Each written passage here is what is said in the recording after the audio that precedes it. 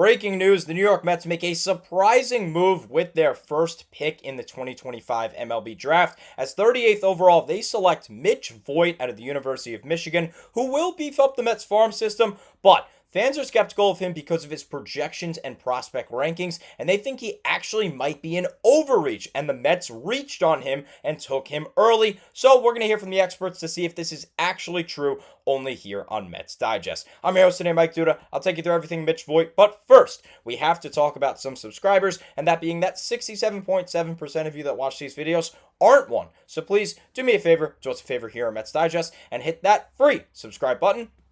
That way, we can bring content to you about the amazing. So, without further ado, let's go ahead and dive right into this. And we're going to start with Anthony Tacoma, who broke the news last night. He said, quote, "The Mets have made their first pick in this year's draft," of course, 2025. At number 38 overall, they selected Mitch Voit, an infielder who posted a 1.140 OPS this season for the University of Michigan. Formerly a two-way player, you saw that in the intro video. He was pitching and was playing the field. He has now converted full-time to second base this past season. So he'll no longer be a pitcher. He is solely going to focus on hitting and fielding in the New York Met farm system, which I think is interesting. And I think that's interesting because in the big leagues right now, you have a jam up in the infield. Francisco Lindor is going to be your shortstop for the next 7-8 years, and they might even re-sign him after his contract expires. Pete Alonso, hopefully they will lock up long-term at first base. So you currently have 4 players who are MLB caliber fighting for 2 spots. Brett Baty, Mark Vientos, Ronnie Mauricio, and Luis Angel Acuna. You can maybe make the argument that one of them is fighting for the designated hitter spot, and that's 4 players fighting for 3 spots. But regardless, there aren't enough spots on the big league roster, especially with an already beefed up infield heavy New York Met farm system. The top 30 prospects, and even in the top 10, you see a lot of infielders. So a very interesting selection. First overall pick for the Mets, 38th overall in the draft. They end up going with an infielder despite the jam up. But let's go ahead and take a look at Mitch Voit. Let's give him some justice and just look at him as a prospect. That number in the top right-hand corner of your screen saying 63 is what MLB.com ranked him overall as a prospect in the 2025 draft. They thought he was the 63rd overall prospect. Of course, the Mets took him at 38, which makes people a little bit skeptical as to he might be an overreach and the Mets might have reached on him. But regardless, he is a Milwaukee native who just finished his junior season at the University of Michigan. Will not, of course, be pursuing that senior year as he will be pursuing pro baseball. He played high school and college baseball with Craig Counsell's son Jack. Craig Counsell, of course, a former MLB player and current manager of the Chicago Cubs, who has done a great job with the Cubs. They are now a top team in the National League, with a large part in thanks to Craig Counsell. Now, his son Jack said that Mitch Voit, quote, "has the ability to slow my heart rate down in a big situation." So that's a good sign for Mitch Voit in terms of his character. He's a leader, which is great. But we'll see a little bit later, he made a very controversial move during his time at the University of Michigan, which makes a little bit of a question for his character, despite this great verse from Craig Counsell's son Jack and this great praise. But regardless, Mitch is the University of Michigan's highest MLB pick since David Parnish was number 28 overall to the crosstown rival Yankees back in 2000. And as I said, that number 63 is what the MLB ranked him as a 2025 draft prospect. And speaking of MLB.com, let's do a prospect overlook on him. As MLB.com says, quote, "Voit pulled double duty in his first 2 seasons at Michigan, serving as a third baseman and reliever as a freshman, and then as a first baseman / right fielder and weekend starter last spring. After injuring his elbow that April and having internal brace surgery in July, he has focused on hitting and moved to second base in 2025. It makes sense. Second base is the shortest possible throw unless you're a first baseman in terms of getting ground balls and throwing it over to first. One of the best all-around hitters in the Big Ten Conference. He has some similarities to former Wolverines two-way star Jake Cronenworth, who is, of course, right now with the San Diego Padres, and he is a really, really solid baseball player, so I love that comparison. If we can get a Jake Cronenworth here in Mitch Voit, I would be super, super stoked. As MLB.com goes on to continue saying, quote, "Now that he's a full-time hitter, Voit has significantly improved his approach.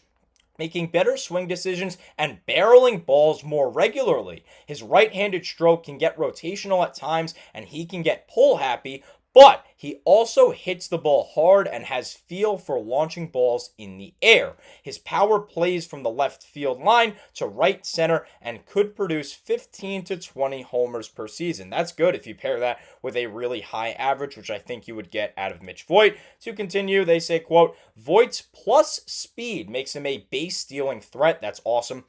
And gives him range at second base. Scouts have been pleasantly surprised with how quickly he has become a reliable defender at the Keystone. He has a stronger arm than most at the position and featured a low 90s fastball with a low 80s slider when he pitched in the past. So, of course, being a former pitcher, he's going to know how to throw the ball hard. He's got some velo on his throws, which is going to be good at second base, especially when you're turning double plays on a 6-4-3. You got to make that 90-foot throw from second base to first base. So that's good to know, and it's great to know that he is a threat on the base paths as the Mets have really started to change just who they are as a team.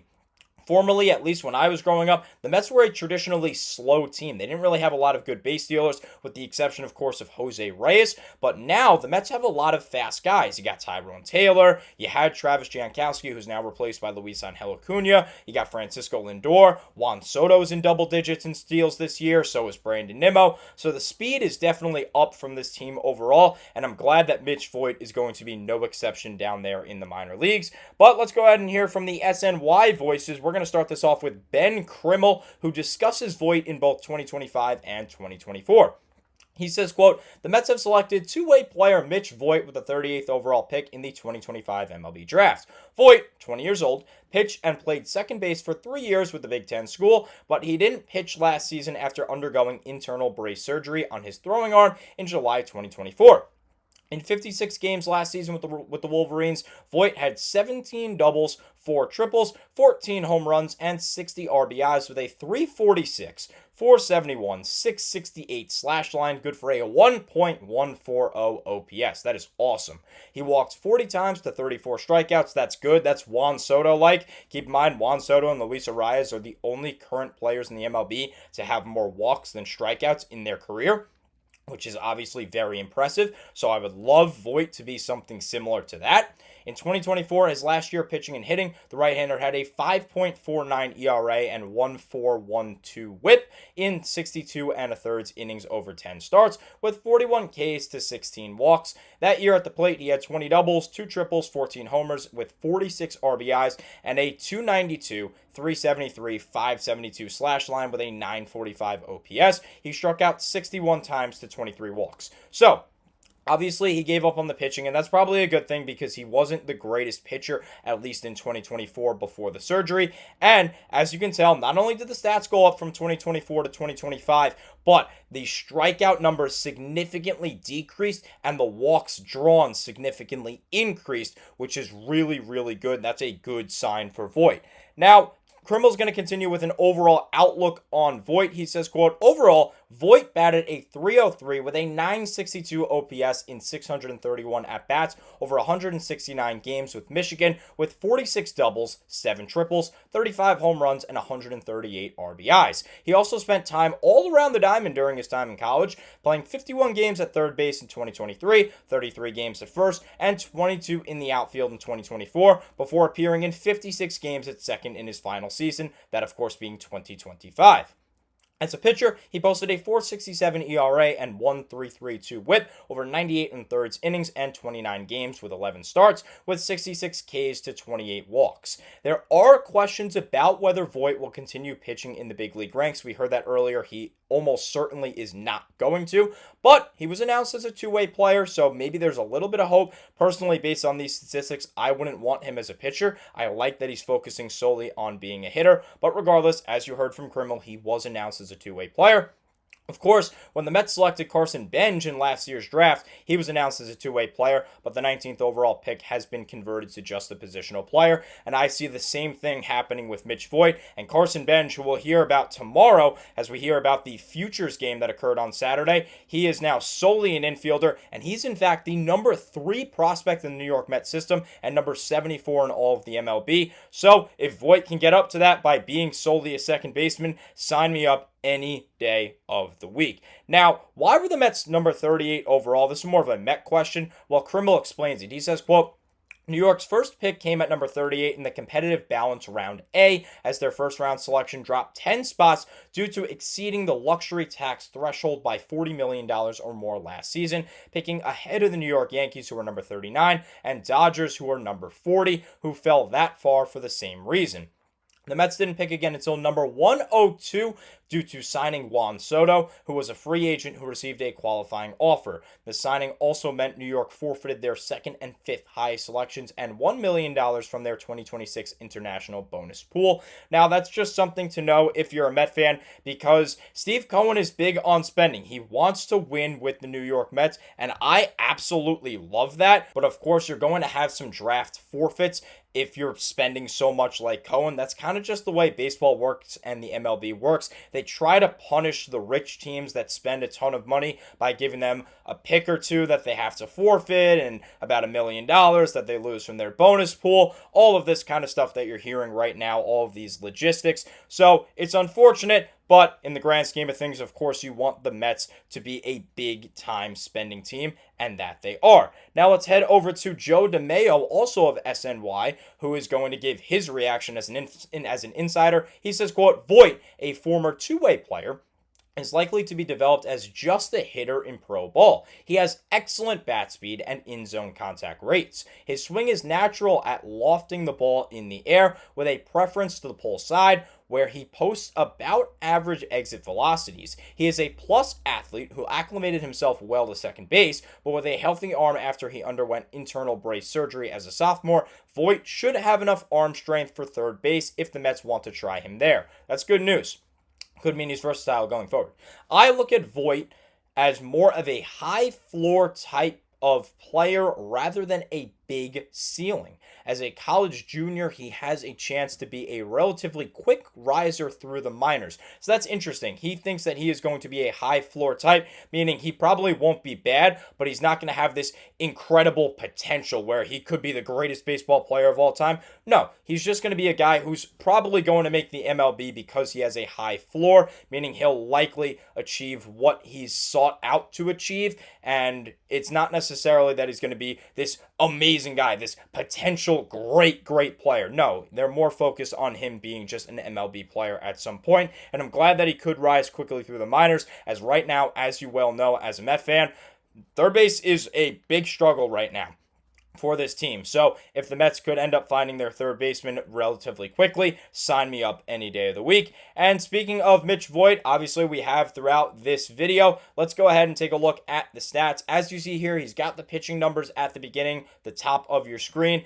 Not very good overall, but I love the hitting numbers as you heard some of that. A 303 average and nearly a 400 on base percentage. A over 550 slugging percentage, which is awesome. He had 35 home runs in his collegiate career, 7 triples. We heard all of this, 46 doubles. Overall, a very, very good hitter in a Big Ten conference, which is one of the best conferences in all of college baseball. So that is very, very good news. But some bad news is what he's known for. Now, I have to keep this YouTube friendly, so I'll let you do what you want with this picture, think what you want, but he later ended up apologizing for this celebration that he did after hitting a triple, and yeah, not very good. Look at the picture yourself, and that's not a great look on his character, but we have various reactions about Voit coming from him. Mitch Voit said, quote, "I'm a winner." Plainly put. I love that. That was the first part of his quote when he was asked for a scouting report on himself. Later, he was asked about Steve Cohen and Steve Cohen's desire to win, and he said, quote, "I love that. They're winners, and I think I fit in real good with that kind of program and organization. That's where I like to be, and the competitiveness of the New York Mets just makes me that much more excited to come here." I love hearing that from a prospect. Finally, the Mets are getting the respect that they deserve. Now, in the third part, he's actually compared to Carson Bench, who was also a two-way player coming out of college and also has never been to New York City. So Voit was asked about it, and he said, quote, "I've been outside of it. I've seen the skyline, but I can't wait to learn a lot more." Of course, there's a long road to get there. He's going to have to officially sign. He's going to have to clear medicals. He's going to have to work his way through the minor leagues. And then hopefully he can come up to the big league roster and be a part of this team in Flushing. Last thing I want to go over today is Chris Gross, who is the Mets vice president of amateur scouting. He gave a reaction saying, quote, "We're thrilled Mitch was still on the board there. Explosive, athletic. We believe he stays on the dirt there and excels at multiple infield positions. But the bat really stood out. He made a lot of strides, this being his first year to focus on hitting. The plate discipline improved, the contact and the ability to impact. It's a short, compact, explosive swing. He can impact the ball. We really think he can affect the game in numerous ways. It's a plus run tool, so when you're scouting him, you sit there and you start to check all the boxes. He checked all of them. So that's a very, very good sign overall, as we're just going to continue with one last thing. Take a look here at the scouting grades. A 55 hitting, 55 power, 60 run. You can tell that he's a quick guy. 60 arm. His arm is obviously very good as a former pitcher. Fielding is a 50, and overall a 50 prospect on that 20 to 80 prospect scale. So overall, I'm pretty glad that Mitch Voit is a New York Met. It seems like he's got some good potential. Seems like he could be a good player. Of course, some controversy like this, but I love the attitude that he gave. I love what he said in his conference right after he was drafted. He seems like a guy who has a lot of confidence in himself, and he is ready to excel, hopefully with this New York Met minor league team. So go ahead in the comment section down below. Let me know, what do you think of Mitch Voit? Do you think he was an overreach at number 38? Do you think the Mets could have waited? Or do you think maybe they could have gone with another prospect? Let me know your thoughts down below. Unfortunately, that's all the time I have for you in today's video. Thank you so much, as always, for watching. And let's go Mets!